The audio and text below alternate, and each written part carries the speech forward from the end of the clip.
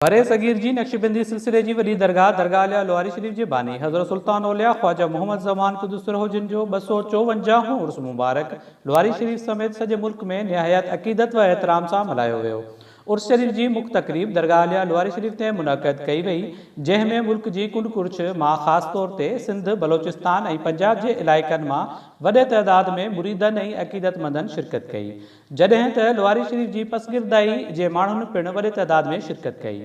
उर्स मुबारक जो तक़रीबूं फजर नमाज़ खां शुरू थियूं। ज़ोहर नमाज़ बैदि क़ुरान ख़्वानी तस्बीह ऐं दरगाह अलिया लवारी शरीफ जी दस्तूरी हमदो सना खां पोइ मुल्क क़ौम ऐं पाक आर्मी जी सलामती ऐं ख़ुशहाली लाइ ख़ुसूसी दुआ पिणु घुरी वई।